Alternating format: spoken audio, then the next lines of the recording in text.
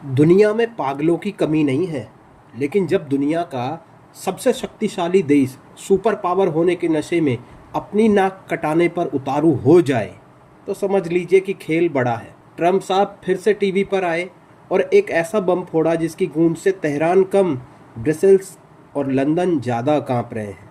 State of Hormuz बंद। सुनने में ऐसा लगता है जैसे किसी कॉलोनी का गेट बंद कर दिया हो, लेकिन जनाब ये उस पाइपलाइन का गला घोटने जैसा है जिससे पूरी दुनिया की रगों में तेल दौड़ता है। मज़े की बात देखिए, ट्रम्प कह रहे हैं कि हम ईरान को बर्बाद करने के लिए कर रहे हैं। अब कोई इन महाशय को ये समझाइए कि जिस देश की अर्थव्यवस्था दशकों से प्रतिबंधों के मलबे के नीचे दबी हो, उसे आप और कितना नीचा दिखाएंगे। लेकिन नहीं, असली कहानी तो वो है जो कैमरे के पीछे रची जा रही है।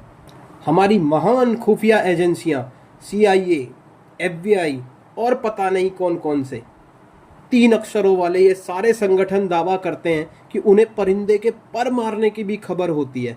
पर क्या उन्हें ये नहीं पता कि ईरान अब वो ईरान नहीं रहा जो पैसों के लिए रोएगा। ट्रंप का तर्क है, तेल नहीं बिकेगा तो ईरान मिसाइल नहीं बनाएगा। वाह, क्या लॉजिक है। इसे कहते हैं 21वीं सदी की सबसे बड़ी नादानी।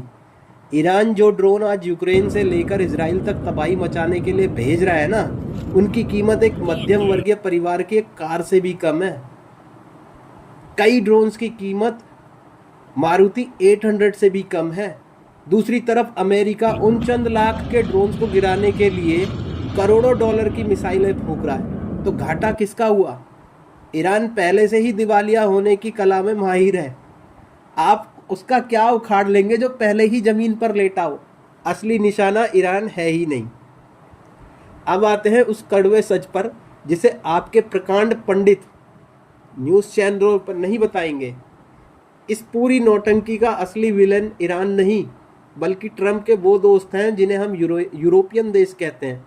रूस यूक्रेन युद्ध ने यूरोप की पहले ही कमर तोड़ रखी है। पुतिन से उन्होंने रिश्ता तोड़ लिया, गैस पाइपलाइन कट गई।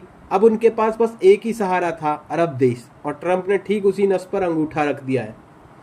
जैसे ही हरमूज बंद होगा, पेरिस से लेकर बर्लिन तक हाहाकार मचेगा। पेट्रोल के दाम आसमान छुएंगे, फैक्ट्रियां बंद होने लगेंगी, और तब व्हाइट हाउस से फोन जाएगा, अरे भाई हमसे क्या पूछते हो, ईरान को हटाओ, रास्ता खुलवाओ।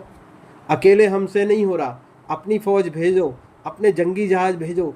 ये सीधा साधा नाटो को घसीटने का जाल है। ट्रंप जानते हैं कि अमेरिकी जनता अब एक और लंबी जंग के लिए पैसे नहीं देगी, इसलिए बिल अब यूरोप के नाम पर फाड़ा जाएगा। अब सवाल आता है कि हमारा भारत कहाँ खड़ा है। ट्रंप की कोशिश तो ये भी होगी कि भारत जैसे रणनीतिक साझेदार भी अपनी 2-4 नावें वहाँ भेज दें, लेकिन नई दिल्ली का मिजाज अब बदल चुका है। हम वो लोग हैं जो मुश्किल वक्त में भी जुगाड़ ढूंढ लेते हैं, रूस से सस्ता तेल मंगाने का।